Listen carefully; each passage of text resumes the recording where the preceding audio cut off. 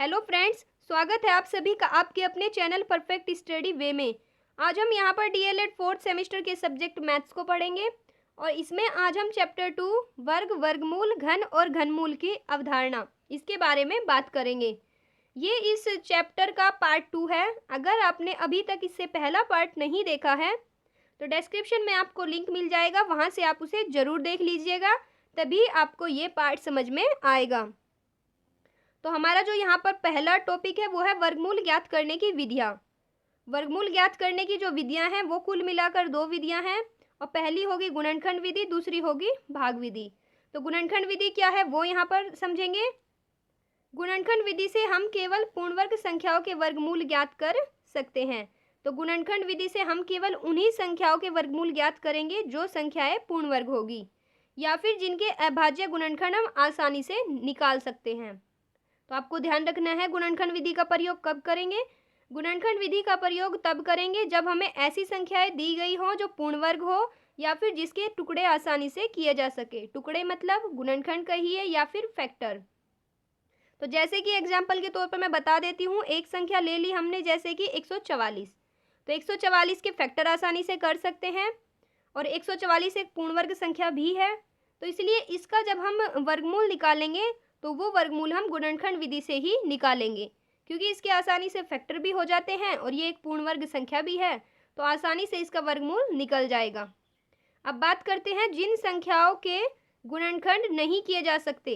तो जिन संख्याओं के गुणनखंड हम आसानी से नहीं निकाल सकते वहाँ पर हम गुणनखंड विधि का प्रयोग नहीं करेंगे। अब दूसरी आती है हमारी भाग विधि। तो जिन संख्याओं के गुणनखंड सरलता से ज्ञात नहीं किए जा सकते, हमने ऊपर पढ़ा जिनके गुणनखंड ज्ञात किए जा सकते हैं उनके लिए गुणनखंड विधि, लेकिन जिनके गुणनखंड नहीं किए जाते, आसानी से हम जिनके गुणनखंड नहीं निकाल सकते, उनके लिए हम भाग विधि का प्रयोग करेंगे। या फिर वे संख्याएं जो पूर्ण वर्ग ना हो, क्योंकि पहली जो गुणनखंड विधि थी उसमें हमने पढ़ा जो संख्याएं पूर्ण वर्ग हो और उन संख्याओं का क्या जो पूर्ण वर्ग ना हो। तो जो संख्याएं पूर्ण वर्ग ना हो उन्हें हम भाग विधि से निकालेंगे और जो संख्याएं पूर्ण वर्ग हो उन्हें हम गुणनखंड विधि से निकालेंगे। तो संख्याओं के जो वर्गमूल है वो 2 तरीके से निकाल सकते हैं आप। पहला है गुणनखंड विधि, यानी जिनके गुणनखंड आसानी से किए जा सके या फिर पूर्ण वर्ग संख्याएं हों, और दूसरी है भाग विधि। तो जिनके गुणनखंड आसानी से ना किए जाए उन संख्याओं के वर्गमूल निकालेंगे और जो संख्याएं पूर्ण वर्ग नहीं है उन संख्याओं के वर्गमूल हम भाग विधि द्वारा निकालेंगे। अब पहला जो क्वेश्चन है वो है यहाँ पर 1849 का धन वर्गमूल भाग विधि से ज्ञात कीजिए। तो मैंने आपको पार्ट 1 में बताया था कि 2 तरीके के वर्गमूल हम निकालते हैं, एक धन आता है और एक ऋण। तो यहाँ पर जो बात की गई है वो धन वर्गमूल के बारे में बात की गई है, तो हम धन वर्गमूल ही निकालेंगे। अब भाग विधि से निकालना है तो गुणनखंड विधि तो आप जानते हैं, क्योंकि आपने पार्ट 1 देखा होगा तो आपको गुणनखंड विधि के बारे में पता होगा। अब भाग विधि यहाँ पर कैसे है वो देखिए। भाग विधि में हम सबसे पहले संख्या को लिख लेंगे और उसके बाद 2-2 के आखिर से जोड़े बना लेंगे। आपको संख्या के आखिर से उसके 2-2 के जोड़े बनाने हैं, शुरुआत से जोड़े नहीं बनाने हैं। तो यहाँ पर एक जोड़ा हमारा बन जाएगा 49 का और एक जोड़ा हमारा बन जाएगा 18 का। अब हम गुना करके देखेंगे, जैसे कि मैंने कोई संख्या ली 2 और मैं 2 की गुना 2 के साथ करूँगी तो कितना आएगा, यह आ जाएगा 4। अब अगर 18 के नीचे मैं 4 लिखूँ तो आप देखेंगे कि 18 और 4 इन दोनों के बीच बहुत ज़्यादा अंतर है, तो मैं 2 तो नहीं ले सकती संख्या वो जिससे मुझे गुना करनी है यहाँ पर। और अगर मैं कोई और संख्या लूँ, जैसे कि मैंने संख्या ली 3 और 3 की गुना 3 के साथ की तो कितना आया, ये 9 आया। अब 18 से जब हम देखेंगे 9 भी बहुत ज़्यादा छोटा है, तो उसी तरीके से हम संख्याएं बढ़ाते हुए चेक कर लेंगे। अब जब मैं 4 की गुना 4 के साथ करूँगी तो कितना आ जाएगा, 16, और 16 तो 18 के बहुत नज़दीक है। अगर 5 की बात करूँ तो 5 गुना 5 कितना हो जाएगा, 25। तो आपने देखा कि जो 25 है वो तो 18 से ज़्यादा है, लेकिन जो 16 है वो 18 से कम है। तो जब आप भाग देते हैं, जो संख्याएं ज़्यादा होती हैं उसको तो नहीं लिखते, जो संख्याएं कम होती है उसको ही लिखते हैं। तो इसलिए यहाँ पर हम 4 में टेबल को पढ़ेंगे, तो जब 4 की गुना 4 के साथ करेंगे 16 आ जाएगा और एक 4 हम ऊपर भी लिख देंगे। तो 18 में से जब 16 को घटाएंगे यहाँ पर नीचे 2 बचेगा और अगला जोड़ा फिर से उतार लेंगे। तो जो अगला जोड़ा है वो हमारा 49 है, उसको हमने यहाँ पर लिख लिया। अब जो नीचे संख्या बनी वो बनी 249। इस साइड हमें संख्याओं को जोड़ना है। 4 और 4 कितना हो जाएगा, ये 8। तो एक साइड आपको घटाना है और एक साइड आपको जोड़ना है। और जो भी आप टेबल पढ़ते हैं, यानी जिस भी संख्या को आप गुना करके यहाँ पर लिखते हैं, उस संख्या को आप 3 जगह लिखते हैं। जैसे कि एक 4 यहाँ पर लिखा, एक यहाँ पर लिखा और एक यहाँ पर। जो हमारा आंसर आएगा वो ऊपर आएगा और इधर वाली संख्याएं हम पहाड़ा यानी टेबल पढ़ने के लिए जो संख्या हम बीच में लिखेंगे उनके लिए यूज करेंगे इसका। अब देखिए हमने ऊपर जोड़ा इसको, 4 और 4 कितना हुआ, 8 हुआ। अब 8 के इधर यहाँ पर दाईं तरफ आप कुछ जगह छोड़ देंगे क्योंकि फिर से आपको टेबल पढ़ना है, फिर से आपको यहाँ पर गुना करके इस साइड लिखना है। तो 8 के सामने अगर मैं यहाँ पर 1 लगा देती हूँ, क्योंकि 1 से ऊपर, वो 1 को ऊपर लिखा और 1 से ही नीचे लिखेंगे, इसे गुना करेंगे तो कितना आ जाएगा, ये 81 आएगा।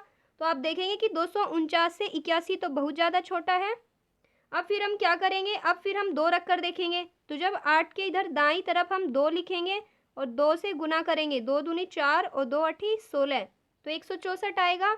तो 249 से 164 तो बहुत ज़्यादा छोटा है। फिर हम 3 रख कर देखेंगे। तो जब 3 रखेंगे यानी ये हो जाएगा 83 और इधर भी नीचे भी 3 आएगा। तो 3 तिया 9 और 3 अठी 24, तो ये हो जाएगा 249, जो कि एकदम सही है। तो हम यहाँ पर 3 से गुना कर देंगे, 3 यहाँ पर होगा, 3 ऊपर, और चाहे तो 3 यहाँ पर भी लिख सकते हैं नीचे, क्योंकि मैंने आपको बताया था 3 जगह लिखते हैं। तो 249 में से तब 249 को घटाएंगे, कितना आ जाएगा, 0। तो आपको तब तक पहाड़े पढ़ते जाना है जब तक ये नीचे घटा के 0 ना बच जाए। तो हमारा जो यहाँ पर वर्गमूल आया वो आया 43। तो 43 वही संख्या है जिसका जब हम वर्ग निकालेंगे वो 1849 आ जाएगा। पहली वीडियो में मैं आपको बता चुकी हूँ वर्ग और वर्गमूल में क्या अंतर है। तो जिन्होंने देखी है उनको पता होगा वर्ग क्या होता है और वर्गमूल क्या होता है। जिन्होंने नहीं देखी है वो कृपया करके जाकर वहाँ पर देखिए, ताकि आपको वर्ग और वर्गमूल में आसानी से अंतर पता लग जाए। चलते हैं नेक्स्ट क्वेश्चन पर। तो जो नेक्स्ट क्वेश्चन है वो है हमारा, भाग विधि से 21 से ही 2797 बटे 3364 का धन वर्गमूल ज्ञात करें। तो यहाँ पर भी हमें धन वर्गमूल ज्ञात करना है और इसे हम भाग विधि से ही ज्ञात करेंगे। तो आप जानते हैं अगर इस तरीके से सही में संख्याएं लिखी जाए तो कैसे उन्हें लिखते हैं। 21 की गुना जब हम 3364 में करेंगे और उसके बाद फिर 2797 ऊपर वाला जोड़ देंगे तो ये आ जाएगा 73,441 और नीचे वाली संख्या ऐसी ही रहेगी। मुझे उम्मीद है कि आपको ये आता होगा, आपको पता होगा कि सही में हम किस तरीके से संख्याओं को अंश और हर में बनाते हैं। फिर भी बता देती हूँ एक बार, जैसे मैंने लिखा 2 सही 5 बटे 7। अब इसमें मुझे क्या करना है, अंश और हर में जिस तरीके से ये बनाया इस तरीके से बनाने के लिए 7 की गुना जब 2 में करेंगे तो 14 आ जाएगा, और जब ये इस 14 में हम ऊपर वाला 5 जोड़ेंगे तो कितना होगा, ये 19 हो जाएगा। तो ऊपर तो आएगा 19 और नीचे आएगा 7। तो यानी इधर ये जो संख्याएं होती हैं इनकी हम आपस में गुना करते हैं और ऊपर वाली को जोड़ देते हैं, तो ऊपर हमारा अंश आ जाता है और नीचे हर ऐसा ही रहता है जो दिया गया होता है। तो यहाँ पर हमारी जो संख्या आई वो आई 73,441 बटे 3,364। क्योंकि हमें वर्गमूल निकालना है तो इसे इस तरीके से वर्गमूल में लिख लेंगे। फिर हम ऊपर नीचे इनको अलग अलग वर्गमूल में लिख लेंगे, क्योंकि ऐसा कोई भी नियम नहीं है कि संख्याओं को एक साथ आप अंश और हर में वर्गमूल निकाल सकें। अंश का अलग से निकालेंगे और हर का अलग से निकालेंगे। इनको देख सकते हैं आप, जिस तरीके से यहाँ पर अलग अलग लिखा उसी तरीके से हम इनके अलग अलग वर्गमूल निकालेंगे। अब दोनों संख्याओं के वर्गमूल भाग विधि से ही निकालेंगे, तो फिर से वही करेंगे, हम जोड़े बना लेंगे आखिर से। तो 41 का एक जोड़ा हो जाएगा, फिर एक जोड़ा 34 का हो गया और ये 7 अकेला ही रहेगा। तो जिसके जोड़े नहीं बनते उसको वैसा ही लिख देते हैं। उसी तरीके से इधर भी हमने 3,364 में जोड़े बना लिए, एक जोड़ा 64 का बन जाएगा और एक जोड़ा 33 का बन जाएगा। तो पहले इस संख्या का देखते हैं किस तरीके से वर्गमूल निकालेंगे। 7 में जब आप टेबल पढ़ेंगे, जब 2 की गुना 2 के साथ करेंगे तो कितना आएगा, 4 आएगा। 7 से तो बहुत छोटा है 4। फिर हम क्या करेंगे, 3 में देखेंगे टेबल पढ़कर, 3 तिया कितना हो जाएगा, 9। तो 9 तो 7 से बड़ा हो गया। तो इसका मतलब हमें बड़ी संख्या तो नहीं लिखनी है यहाँ पर।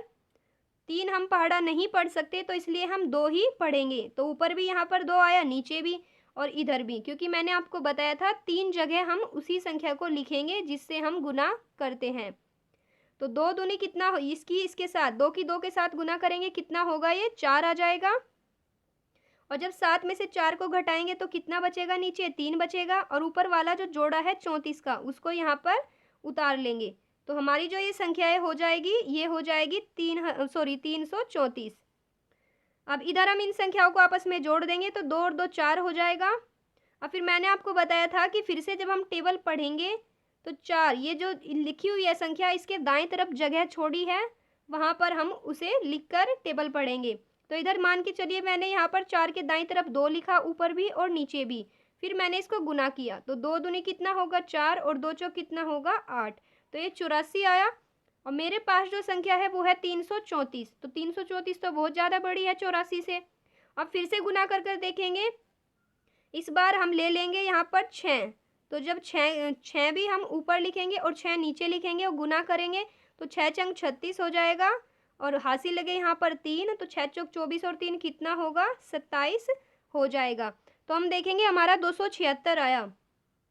276 तो बहुत ज़्यादा छोटा है 334 से, तो ये तो हम नहीं लिख सकते। अब फिर से हम और लिखेंगे, अगर हम 7 लिखेंगे तो 7 ऊपर भी हमने 7 लिख लिया और नीचे भी। तो जब आप 47 की गुना 7 के साथ करेंगे तो ये 329 आ जाएगा। तो 334 में यहाँ पर जो हम टेबल चलाएंगे वो 7 चलाएंगे, 7 ऊपर लिख देंगे और 7 नीचे, और जो गुना आई उसको यहाँ पर लिखेंगे। तो 329 हमारी गुना आई। फिर इसको घटा देंगे तो 14 में से 9 घटाएंगे 5 बचेगा, और इसे यहाँ पर हमने क्या किया था, कैरी लिया था, तो यहाँ पर कुछ नहीं बचा, 2 बचा, 2 में से 2 गया यहाँ पर 0। तो आप सीधे सीधे समझिए कि जब 334 में से 329 को घटाया तो यहाँ पर हमारा 5 बचा। फिर से अगला जोड़ा उतार लेंगे तो अगला जोड़ा यहाँ पर हमने उतार लिया 41। तो हमारी जो संख्या बनी वो यहाँ पर बनी 541। अब इधर वाली संख्याओं को मैंने बताया था आपको जोड़ना है, तो 7 में 7 को जोड़ेंगे 14 आएगा, और 4 में, क्योंकि 14 का 4 का और हासिल लगा 1, और 4 में जब ये हासिल वाला 1 जोड़ेंगे तो कितना हो जाएगा, ये 5 हो जाएगा। तो इधर 54 आया और इधर 541। अब फिर हम संख्याएं रख कर देखेंगे तो 5 है और 4 है, इधर 1 रख कर देखेंगे, 1 नीचे रखेंगे तो 541 की जब 1 में गुना करेंगे कितना आएगा, 541 ही आ जाएगा। तो हम देख सकते हैं 541 हमारा यहाँ पर था, और जब हमने 1 में गुना करके यहाँ पर लिखा वो भी 541 आया। तो इसका मतलब हमने जो टेबल पढ़ा 1 का वो सही है। तो 1 को भी 3 जगह लिख देंगे, एक यहाँ पर, एक यहाँ पर और एक यहाँ पर, और यहाँ पर हमारा 541 आया। तो जब 541 में से 541 को घटाएंगे कितना आ जाएगा, 0 आ जाएगा। ऊपर जो हमारा आया वो कितना आया, 271। तो 271 जो आया वो हमारा वर्गमूल आया, और हमें तब तक का इसमें टेबल पढ़ते जाना है जब तक हमारा 0 ना आ जाए। अब दूसरी संख्या देखते हैं। दूसरी संख्या में हमने किस तरीके से किया, तो ये था 3364, इसके हमने यहाँ पर जोड़े बना लिए थे। और 33 में देखेंगे कौन सी संख्या ऐसी है जिसकी हम गुना करके लिख सकते हैं। यहाँ पर मान के चलिए मैंने वो संख्या मान ली 4, और 4 की गुना 4 में करूँगी तो कितना आएगा, 16। 16 तो 33 से बहुत ज़्यादा छोटा है। अब 5 की गुना करेंगे तो 5 की जब 5 में गुना करेंगे 25 आएगा, और 6 की गुना 6 में करेंगे तो 36। 36 तो 33 से बड़ा होगा। देखिए जब 6 की गुना 6 के साथ की तो कितना आया, 36, और 5 की गुना 5 के साथ की तो कितना आएगा, 25। तो 36 हम नहीं लिख सकते क्योंकि 33 छोटा है 36 से। अब 25 हम लिख सकते हैं, तो यहाँ पर हम जो टेबल चला देंगे वो लिखेंगे हम 5, तो 5 की गुना 5 के साथ करेंगे, ये 25 आया। ऊपर भी हम 5 ही लिखेंगे, और जब 33 में से 25 को घटाएंगे तो यहाँ पर हमारा 8 बच जाएगा।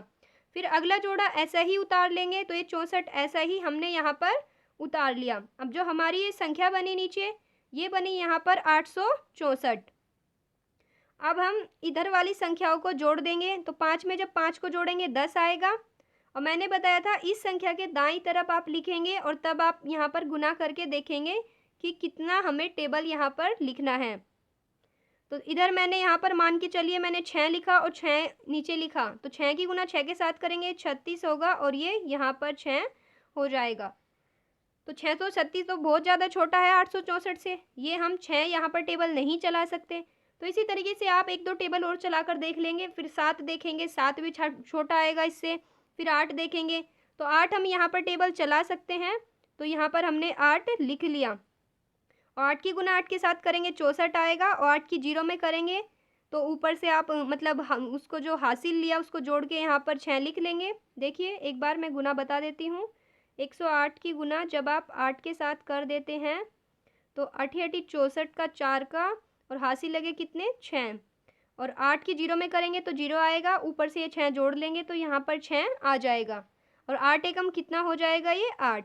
तो 108 की गुना जब हमने 8 के साथ की तो हमारा 864 आ गया और जब 864 में से 864 को घटाएंगे तो जीरो आ जाएगा और हमें कब तक का यहाँ पर टेबल पढ़ते जाना है, जब तक जीरो ना आ जाए। तो हमारा जो इसका वर्गमूल आया वो आया 58 और जो ये वाली संख्या थी इसका आया 271। अब जो संख्या जिस संख्या का वर्गमूल जो आया उसको वैसे ही हम लिख लेंगे। तो हमारी जो सबसे शुरुआत में क्वेश्चन था वो था 21 सही 2797 बटे 3364। अब इसका जो वर्गमूल ऊपर जो अंश का वर्गमूल आया वो आया हमारा 271 और नीचे वाला जो हर है उसका वर्गमूल आया हमारा 58। अब इसको क्योंकि हमारा जो क्वेश्चन है वो सही में लिखा हुआ है, जैसे लिखा हुआ है उसी तरीके से हम यहाँ पर लिखेंगे, मिश्रित भिन्न है ये। जब 58 से 271 को भाग देंगे तो ये नीचे यहाँ पर 39 बचेगा, हमारा भागफल 4 आएगा। तो उसे सही में जब लिखेंगे तो ये लिख देंगे 4 सही 39 बटे 58, ये हमारा सही आंसर आएगा।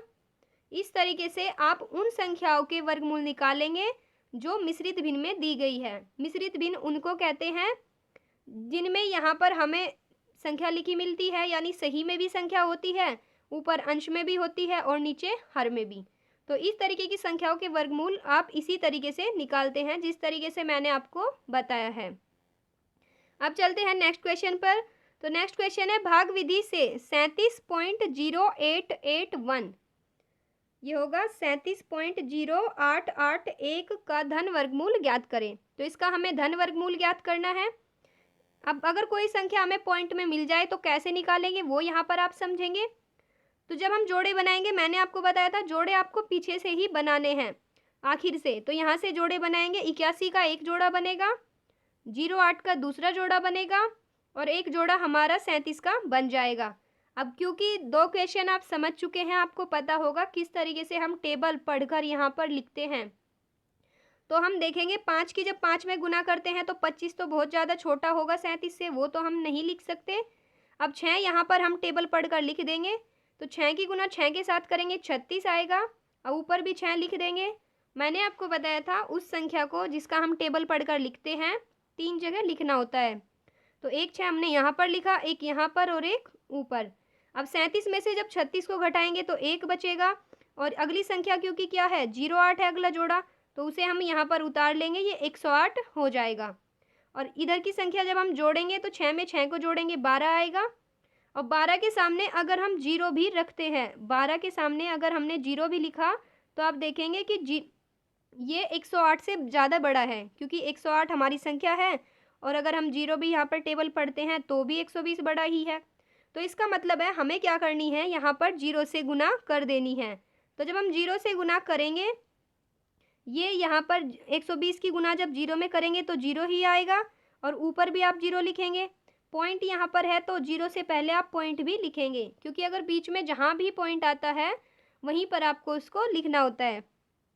तो 120 की जब 0 में गुना की तो 0 आया और 108 में से जब 0 को घटाया तो नीचे कितना बचा, 108 ही बच गया। इधर 120 में जब 0 जोड़ेंगे तो ये 120 ही हो जाएगा। अब अगला जोड़ा उतार लेंगे तो 81 का अगला जोड़ा हमने यहाँ पर उतार लिया। हमारी जो ये संख्या बनी वो बनी 10,881।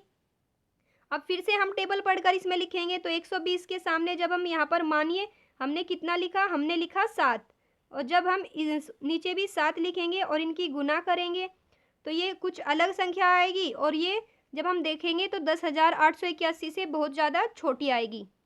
फिर हम उसी तरीके से 8 की गुना करके देख लेंगे, 9 की गुना करके देखेंगे।